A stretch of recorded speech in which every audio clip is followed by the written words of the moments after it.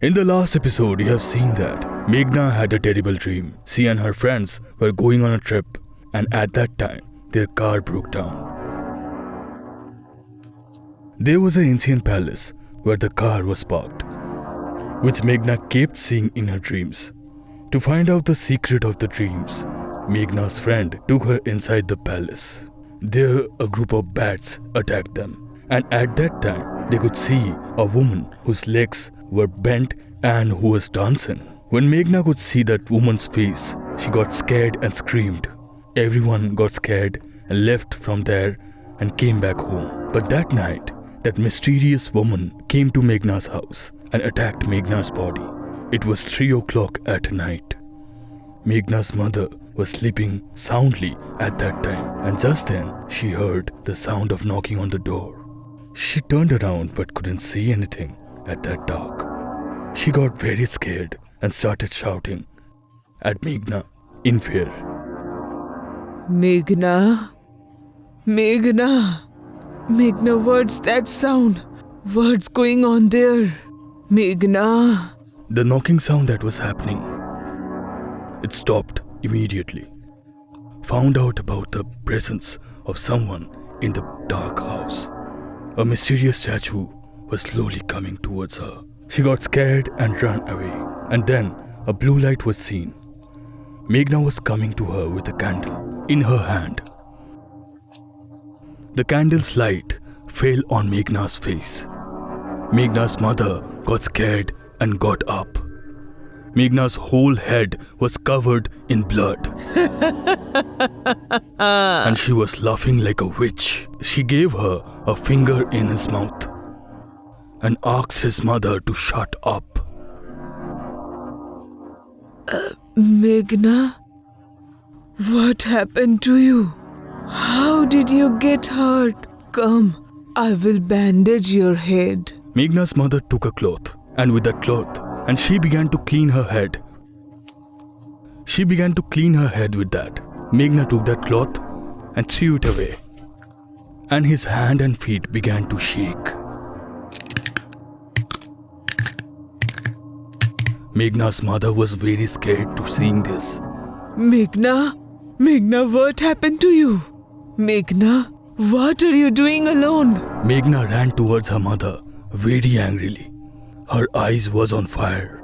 Her hands and feet were shaking strangely. She felt as if some invisible force was pulling her.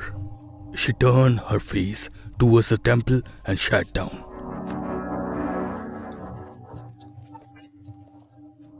And just then, she started talking to someone in a hurry.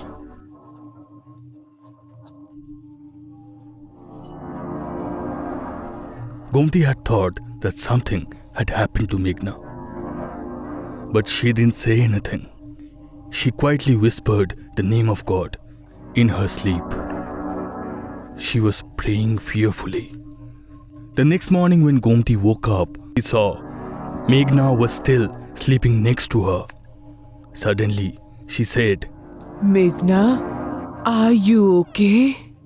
And what happened with your head? Gomti's scream broke Meghna's sleep. She slowly opened her eye and looked at her mother. Gomti saw that there was a blackness under her eye and her whole body was torn apart. It was as if someone had sucked all the blood from her body. There was a lump in Meghna's body. Seeing this, Gomti's whole heart broke. But Meghna's face was calm. There was no fear, worry or pain in her eyes. She was looking at her mother in the same way. God knows what happened with my daughter. That night when she went out with her friends, something happened. Something must have gone wrong. Now only they can tell me everything. Gomti had an old keypad phone where Meghna's old friend's number was stored. Gomti called Sheetal and told her about Meghna. What? What are you saying, Auntie? I'm coming to you right now. Don't worry. She will be fine. I will take Meghna to the doctor. Sheetal didn't answer the call. She cut the call and called Sameer. A lot of things have happened, Samir. Come and pick me up soon. We have to take Meghna to the hospital. I don't think only the hospital will be the solution. I feel something else is happening. Don't worry too much about that. Meghna might have thought too much about it. She is thinking too much about everything, and that's why she is in that state. Don't worry, I'm coming right now. Shamir picked up Sheetal from her house, and then the two of them went to Meghna's house. As soon as they saw Meghna, there was a burst of worry in their eyes. Seeing Meghna's condition, they were upset. They couldn't understand how Meghna was in this condition in just one night. Her body was pale. There was blackness under her eyes, and as if all the energy had left her body. They turned to one side and remained silent. They were filled with worries and questions. Tell me the truth. What happened that night? When you guys went out, did something happen? And you are hiding that from me? Yes, Auntie, actually. No, Auntie, nothing happened. I think Meghna's body is not well. Don't worry. We are taking her to a doctor. Shamir asked Sheetal to remain silent, and the two of them took Meghna to the hospital. The doctor was bandaging Meghna's head inside. At that time, Sheetal was leaning towards Shamir. Hey, what happened to you now? Why are you leaning towards me like this? Why did you lie to Auntie that nothing happened that night? If anything happens to Meghna, then we will be responsible for it. We have to tell everything to Auntie. Don't lie, Sheetal. Nothing happened to Meghna. She just kept that to herself. And if we told Auntie about these things, then Auntie would have gotten worse. She was so unwell before. If you had told her all this, then what would happen to her? You are right, Samir. I didn't even think about it. Come on, let me go and see Meghna. Her bandage must have been done by now. After bandaging Meghna, they took Meghna in their car. Meghna didn't open her eyes for once, and he didn't look at them either. Hey Meghna, what happened to you? Did a ghost enter you? You're sitting like this. Forget everything that happened that night. There are many people like this in this world, where ghosts roam around. That's why we can't keep everything in mind, right? Samir, I think we should take Meghna to the temple. She will feel better if she goes to the temple. Going to the temple might help her overcome the fear as well. Let's do one thing. Take the car to the left and go towards the temple. When Sheetal said this, Meghna got angry and got out of the car, and she threw the steering wheel in her hand. The balance of the car was broken, and the car hit a tree in front of her. It hit so hard that Shamir's head hit the steering wheel, and there was a hole in his head. Blood was flowing from his head. Seeing all this, Sheetal started to scream in fear. Meghna sat behind and turned towards Sheetal and held Sheetal's neck with both her hands. If you want to save yourself, then stay away from her from today onwards. Otherwise, you will die along with her. Hearing this from Meghna, Sheetal got scared. She was suffocating. Her face was turning red to hold Meghna's neck. Meghna left his neck in jiffy, got out of the car and left from there. Sheetal called the ambulance and took Shamir to the hospital. Oh my God, it's such a big wound. If it had taken more time to bring him here, then it would have been difficult for us to save him. I have to stay away from Meghna. And also I have to tell Natik and Vicky about this. If we try to help Meghna, then we will be also in trouble. She will not spare us. Sheetal called Natik and Vicky and took them to the hospital and told them everything. Hearing all of this, they got scared. If this is the case, then it's better to stay away from Meghna. Shamir is dying today. What if something happens to us tomorrow? Samir's luck was good. That's why he was saved. But this can also happen. Our luck is not so good. Seeing Meghna's condition, everyone left her. After a while, Meghna reached her house and sat in her bed. She was staring at the wall with anger, and she was shaking her head. On the other side, Gomti told her softly to take some rest. His head was aching, and she thought that her friends had come to leave her. Maybe they left her outside the house. Gomti called Sheetal and wanted to know something, but Meghna told Gomti angrily, Shut up! Otherwise I will kill you along with your daughter. But before killing you, I will kill her first so that you can see her pain. I will kill her with such pain that you will beg me to kill her. Who are you? What have you done to my daughter? Why are you torturing her? I will bring the tantric right now. Get out of my daughter's body. Call the tantric when you are finally able to get up from your bed. No one can do anything to me. I will take the revenge. Revenge? What revenge?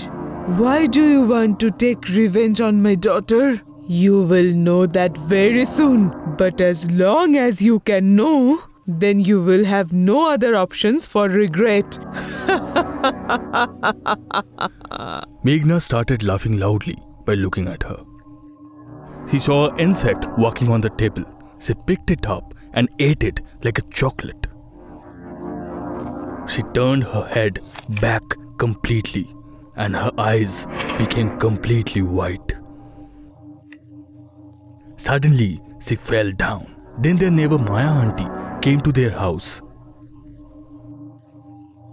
What happened to Meghna? Why she is lying on the floor? Maya kissed Meghna's face, but when she tried to lift Meghna, Meghna started shivering, as if her body was shaking by lightning. She got scared and got up from there and clung to the wall. She was afraid to Maya, and at that moment, Gomti's eyes fell on Maya's Rudrak's necklace. What happened to you, Meghna? Why are you so scared? Go away from here! I'm telling you to go away from here! Get her out of here! Maya got Meghna's behavior seemed very strange. She turned to Gomti and Gomti's gestures, and Gomti said something to her that was not possible to say in words. Maya quickly left her house and reached the village temple. What happened, mother? Why are you scared? Is everything alright? Priest, actually, Gomuti's daughter Meghna, something seems to have possessed her. Please come with me quickly. Otherwise the shadow will not leave her. What? Gomti's daughter was attacked by a demon? Don't worry, I'm going with you right now. Maya took Uncle Purohit and reached Gomti's house. Meghna was sitting in a corner of the house and was saying something in a hurry. And the temple was on fire. Gomti was helpless. She couldn't get up from the bed to save her daughter. When Purohit uncle entered the house, Meghna understood. He followed her. Priest, why did you come here? If you have come here to save her, then go away from here. Because I have been waiting for so many years just to take the revenge. If you don't let me take the revenge, then I will kill you. Revenge? What revenge? Which revenge are you talking about? What harm has this girl done to you? It is not necessary that a person should suffer only his own karma. Sometimes she has to suffer for others' karma. And she has to suffer that in front of her mother. What? Tell me the whole truth. Otherwise, I know many ways to make you tell the truth. But it will be very difficult for you to get through. No, I will not say. Never. Do whatever you can. Uncle Purohit took water in his hand and poured it on Meghna. As soon as the water dried up, Meghna screamed very loudly. Ah! Uncle Purohit then cut a nail with a magic wand. You are not doing the right thing, priest. You cannot save her like this. If you save her today, I will come back again tomorrow because my soul will not find peace. My soul has been seeking justice for many years. My soul has been wandering endlessly, thirsting for revenge. You cannot trap me with your words. I will not forget your words. I will save you with salvation. Villains like you don't want salvation. But you will have to bow down in front of the god. As long as I am able to take the revenge, I cannot accept my death. Priest, don't let the wrong person be with you. Otherwise, you will share the guilt as well. Uncle Purohit listened to her with a great concentration. He lit a fire. As soon as the fire was lit, Meghna's body began to tremble. She began to scream loudly. At first, the fire was escaping from her body, but later, the fire was entering her body again. Uncle Purohit stayed there for about 2 hours. But even after the ritual was completed, Uncle Purohit was not able to escape from Meghna's body. Meghna's body was weak. That's why she lost consciousness and fell there. This is not possible. This is impossible. Even after the ritual was complete, no spirit is escaping from her body. I think the spirit is very powerful. She was right. She will not take salvation easily. As long as she is not taking her revenge, she does not want his salvation. Gomti was crying seeing her daughter's condition, and she was telling Uncle Purohit who wants to take revenge. Why she wants to take revenge? What has my daughter done? My daughter has never even killed a fly. Then how could she kill someone? Then Uncle Purohit told Gomti, I think you didn't listen to her, Gomti. She was not saying about the faith of your daughter. Maybe there is some curse of you or your family behind this. The curse is now failing on your daughter. Recall. Maybe you can recall something, because as long as we know about this, we cannot do anything in this matter. I can only do this much, that I can give your daughter a protective weapon. But when this protective weapon will be separated from her body, then the curse will come back. Uncle Purohit tied a protective weapon in Meghna's hand and turned left. Maya held Meghna to sleep on her bed. It was late at night. Gomti was sleeping on bed, but while thinking about Meghna, the shadow of her eyes had disappeared. Just then her eyes fell on the wall in the front of her. From the light on the top of the door, a shadow was falling on the wall in front of her. In that shadow, someone was seen who was dancing. That sound of her feet and her voice, which was echoing in Gomti's ears. In fear, her eyes were wide open. You? In fear, Gomti's throat dried up. She saw someone was standing in front of her wearing a dancer's dress, whose flesh was falling round and round, and from within her a light was coming. Her eyes was white and it was coming out of that light. She looked at Meghna once, and then the protective weapon tied in Meghna's hand was torn. And at that very moment, she entered Meghna's body again. And Meghna turned her head back and looked at her mother, who was looking at her with a scary smile.